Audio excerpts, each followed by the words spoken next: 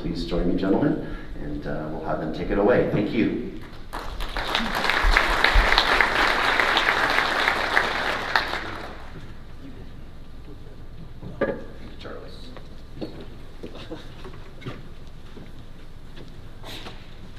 Wow. Welcome back, ladies and gentlemen.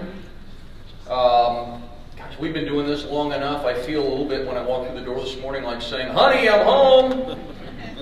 This is one of the, really the cornerstones, I will tell you, in community water forums, and I thank the Building Industry Association for playing host, and the recognition for the infrastructure needs, the opportunity that it presents to talk about an issue, and you'll see in our conversation this morning the cross-pollination.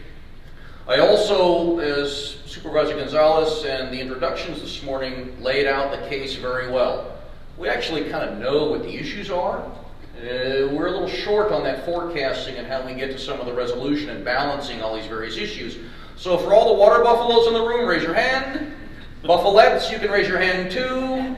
Water enthusiasts. All right, anybody allowed to build a house? Yeah, I got a couple of those guys, fewer and fewer. I'm not sure what that means, but we'll get to there. But let me present for you this morning kind of the issue, and I like to address these things more as a challenge.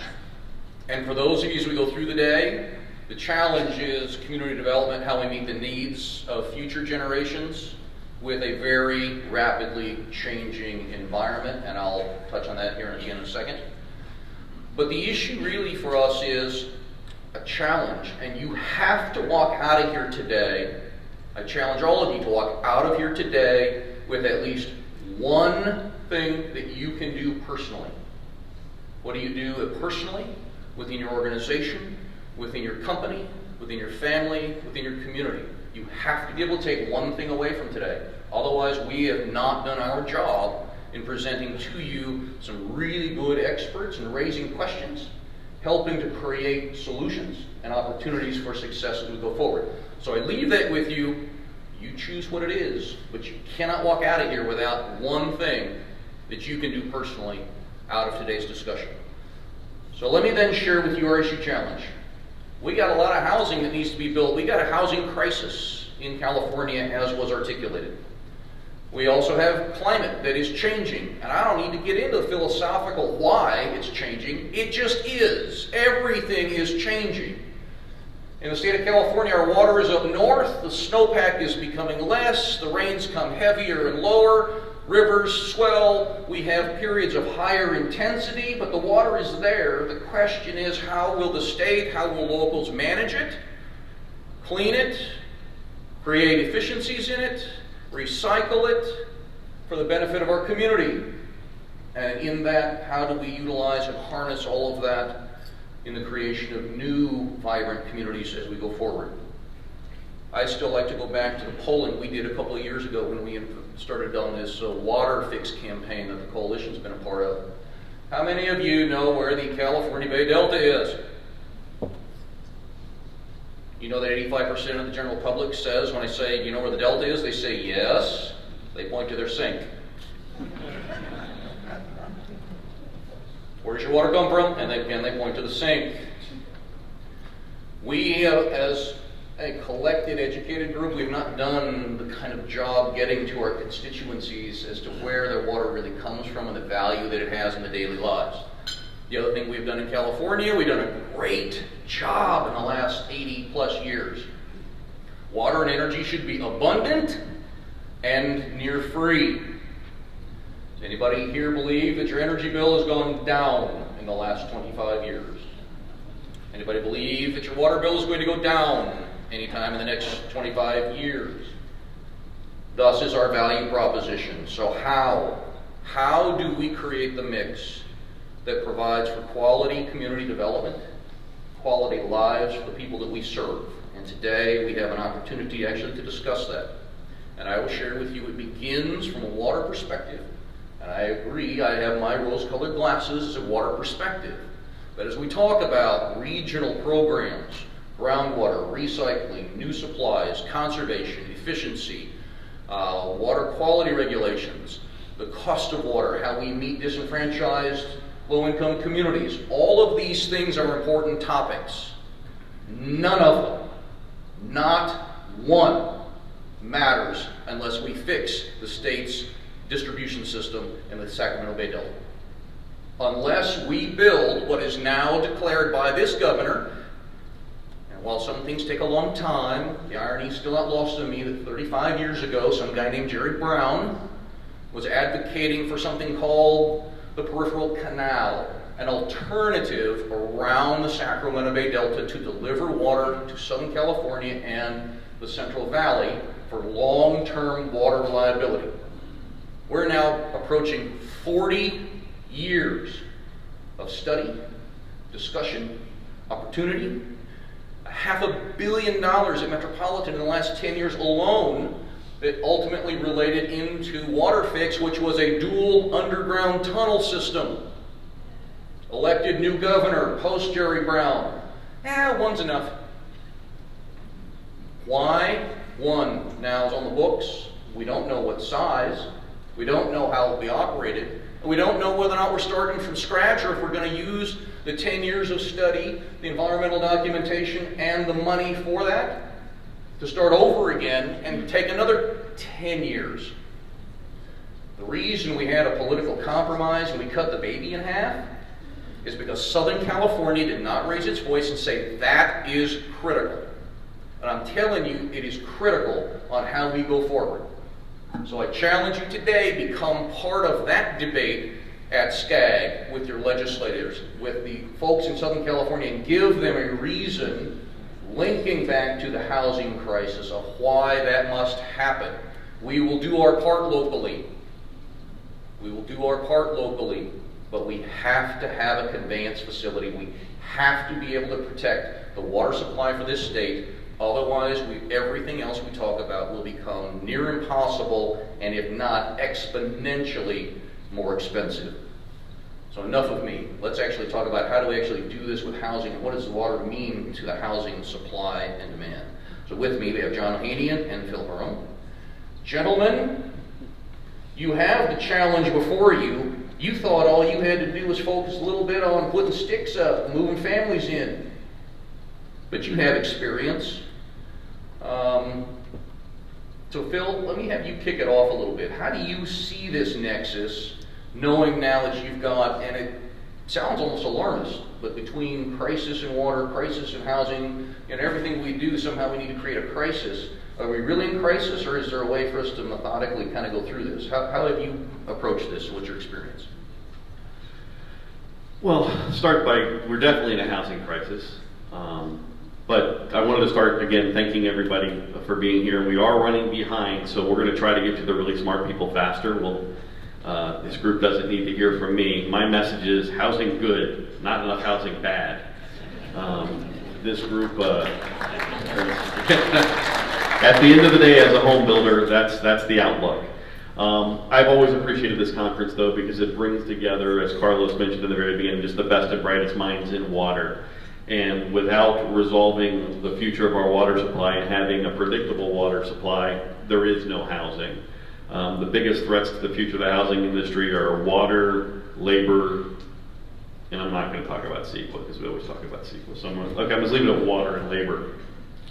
The only thing that is absolutely definitive about our weather patterns in Southern California is that we absolutely can't predict our weather patterns in Southern California.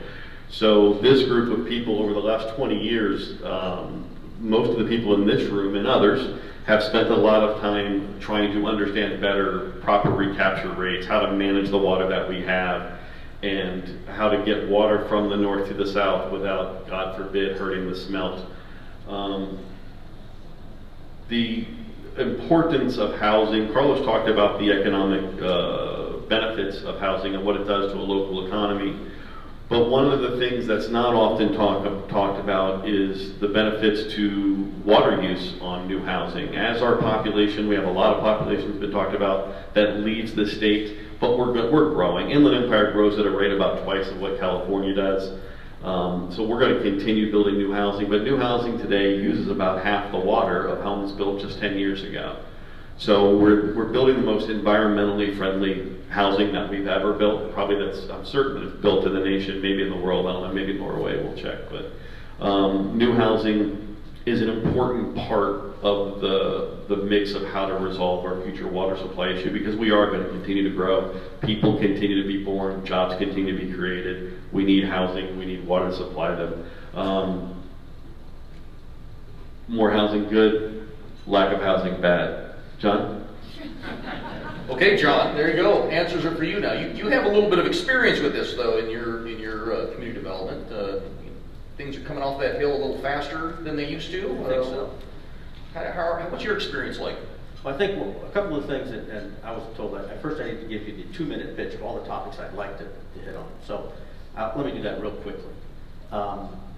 We think that it's incumbent on the development community. I'm a land developer.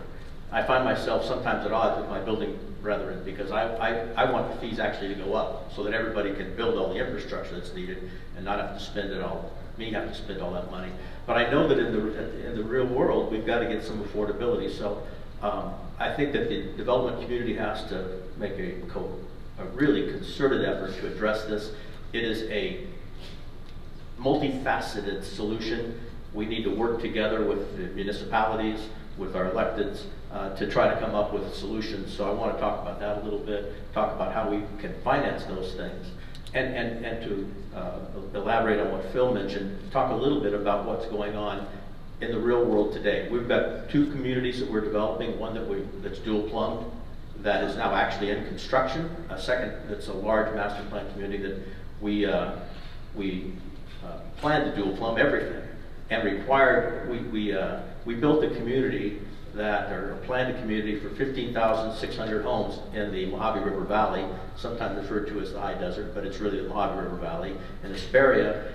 And we took 6.5 years to get it entitled. And then we took a little bit longer to get the lawsuit settled so that we could actually develop this property.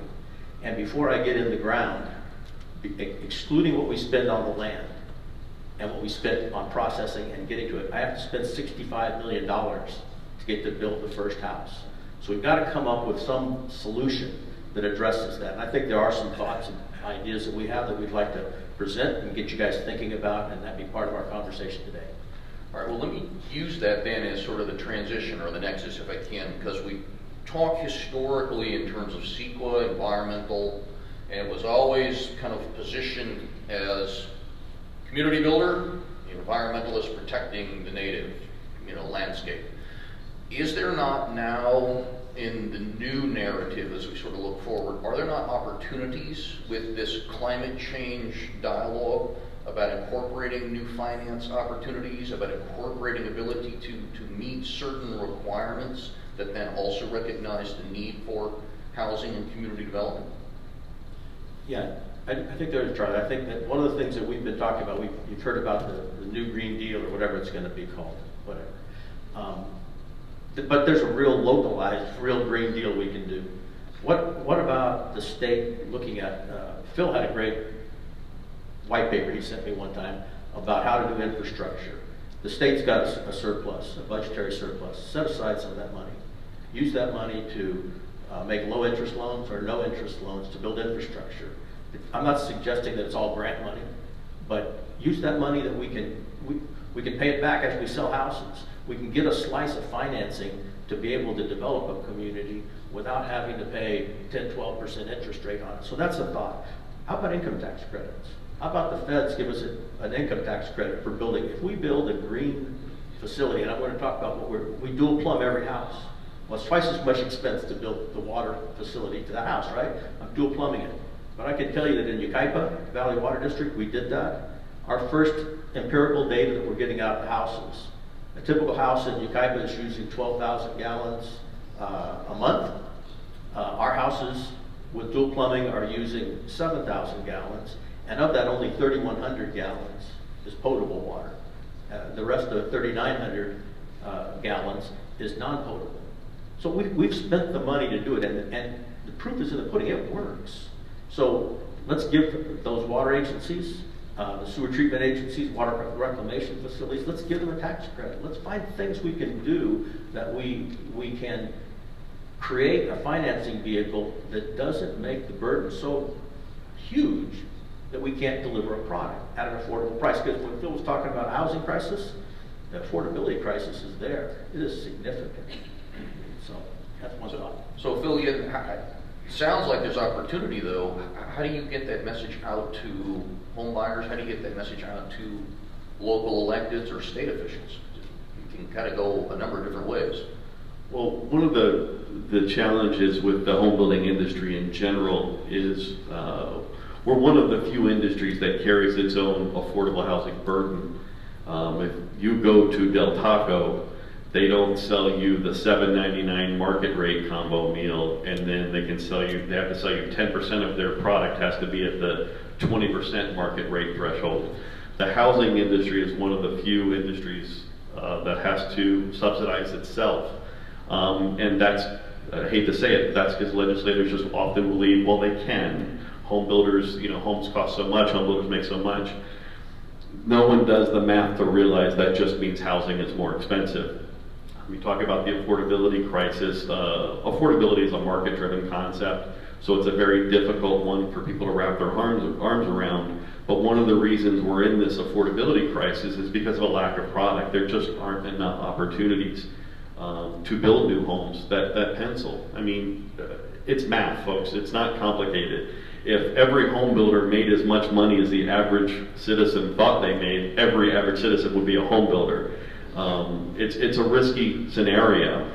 John just mentioned his project in Hesperias. They're going to invest $65 million before they know if they have a successful project or not, before the first home can be built, and before someone like our company can go there and construct a home. Home builders have the same issue. Our product, if you think of it just like widgets in like an assembly line, but our product cost about $300,000 to bring to market. We hope to sell it for $325,000. We don't know until 4 months after we start, after we spent that $300,000, if it's ever going to sell. So it's a risky proposition. The reason that I say all that is to bring back the message of, John mentioned the Green New Deal, which is, we can have a whole meeting about that. But they're talking about national health care and free college tuition. If you want to get to the root of a lot of things that can cure what's going on in society today, housing. I mean, let's get some federal money and get it to local people that can put it into the private sector, do some public-private partnerships. Homeowners, people that aren't overcrowded in homes, are healthier. They're better educated, they have a lower tendency toward crime, and they have a higher graduation rate. So if you really wanted to pick up a mantle, stop trying to have home builders subsidize themselves. And I'm in favor of John when he said more fees. A home builder wants to pay its fair share of fees. But if we add fees, that just adds to the cost of the home, that just limits the product. Find a way to get more money, state, federal money, into housing, and the market will equalize itself. All right, let me use that then for a second, kind of go one step further. For those of us in the water world, we were very self-congratulatory going through a very difficult 2-year legislative cycle and avoided a per meter water tax. That water tax was meant then to serve communities that are literally without drinking water, and some low-income communities, predominantly in the Central Valley. Clearly, those exist everywhere in the state, with the focus on Central Valley. The good news was they avoided a tax. I am now articulating with some folks that bad news is we're now using greenhouse gas money. And so the water agencies, is actually a conversation going on today, the state's going to start looking to us and how are you, the water community, reducing greenhouse gas? And there are some of you in the room here that also have, renewable power and all various options in our treatment processes. But is that then the opportunity, since we've got this issue of the green economy, we've got the issue of climate change, is there a way to then kind of snowball that forward in the name of and utilize or leverage these grants, these funding programs, bonds? I mean, there's any number of ways in government to finance various things if we find it important enough. How do we link these things together, the housing, the infrastructure, the water, to actually convince the public that this is something that they need to say yes at the polls on? I'll start, and John's way more in tune to that information, but John mentioned the white paper that was circulating about 6 months ago. For those of you that don't know that work at the state level, California had a $20 billion surplus this year. So you can imagine the conversations that have been going on in the last 4 months about how they can spend it, as opposed to paying down debt, paying off bonds and things like that. It's what new programs can be invented. There was a group of land developers here in Southern California that got together with the idea of taking just a small piece, take $500 million, and it's not $500 million, it's nothing. Take $1 billion, set it aside as a loan program to provide projects like John's startup capital to get it shovel ready.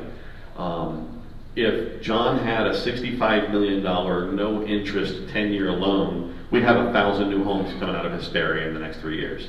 That was the idea, that was the premise behind it. By the time it made it to the budget, it was tagged with, all right, we're going to set aside $500 million, but it only applies to infill projects that have inclusionary housing requirements. So the whole idea was to encourage master plan and spread money for infrastructure in sprawl areas. And it was taken and kind of manipulated to a whole different source that candidly wasn't really looking for the money in the first place.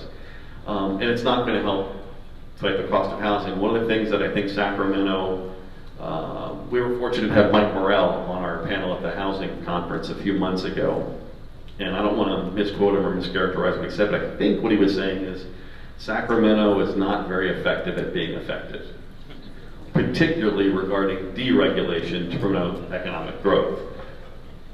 Even the governor today is saying he wants to build 500,000 homes a year. California hasn't built 300,000 homes in a single year. I love the spotlight, and I think it's important, but to set goals like that implies that you can legislate the economy into performing at your will, and that's not how the economic growth works. So finding ways to deregulate, I think, would do a lot more to promote economic growth and more homes, and candidly, a lot smarter water sourcing. But John? And I think on the water aspects of it, the thing that I'd like to encourage people to think about, we've been working with the City of Hesperia and their water agency, and with the City of Yucaipa Valley Water District and our municipality there, to try to design, think forward, take off your 2019 glasses, start thinking about what we need to do in the future. So we're incorporating lakes where that recycled water can go in our community. We need to develop those facilities. Give up the land. I know that I'm not going to get very much money for it, but it's an amenity. I kind of rationalize my mind how that's going to create value. But put the lake in, put the recharge basins in, build those into the communities that we're designing today. So the development community has to take its share of the responsibility by saying, I'm not going to get the density I thought I was going to get, but I am going to get sustainable density. I am going to do the things that make sense to build a community that can thrive and that will be efficient in its water usage. We talked about it. I mean, we are way more efficient today than we were 10 years ago. We're going to continue to get more efficient, and the capacities are there for us to take advantage of that. I think that the developers, everybody in this room, we got to think about, hey, the sustainability issues. I think Supervisor Gonzalez raised it in her comment about her grandchildren saying, do this. My kids, oh, Dad, are you doing solar on all your projects? Yeah, we're doing 100% solar, son, and we're going to do recycled water. So I'm so proud of you, Dad. That's awesome. That's great. I'm trying to make money. I'm trying to build a community. I'm trying to do something that can survive. But from a marketing perspective, the millennial kids, my kids, say, that is the coolest thing, Dad. I'm so proud of you. How about that? Finally. They're proud of me. But it is, you know, I mean, it's a new reality that we could grab a hold of, and it's a marketing advantage. It's a way to try to frame it so that people don't object to the fact that you only can have 20% turf on your house now. You're going to have to xeriscape. You're going to have to use recycled water. You're going to have to do all these things that we're requiring them to do. But it has a marketing spin to it that makes it very positive, and it meets the psyche of the people we're trying to market to today, that first-time home buyer, that first-time move-up buyer. That may be one of the best transitional statements I've heard in a very long time, because I know that as the red light flashes at me in the back of the room, I took a couple things away from our short conversation this morning. The first is, call for competition, everybody should be a developer. But more importantly, short-term versus long-term view. We've got short-term challenges, we've got long-term communities we're trying to help create. And in that, we need to look forward as opposed to in the rearview mirror. If anybody's tried to drive on the freeway using your rearview mirror, it doesn't go well. They're usually fender benders. So if we look through the front windshield, we tackle the challenges before us, we pay attention to the road ahead. I think what I'm seeing is an optimistic view that we can meet both the housing and infrastructure challenge, particularly in the water arena. And I would simply leave you with this as we go forward as one of those immediate challenges. The state of California is asking for your contributions, your ideas on what a state resiliency water plan would look like. Highly suggest that you provide some comment to that if you have the capacity. We certainly will. I have been told in no uncertain terms by the new Secretary of Natural Resources, either contribute, and this is for any public issue, either contribute in a positive way with your ideas, or don't come back to me to complain after it's published, because now you don't matter. And with that, I say thank you very much. Have a terrific rest of the day. Carlos, the program is yours.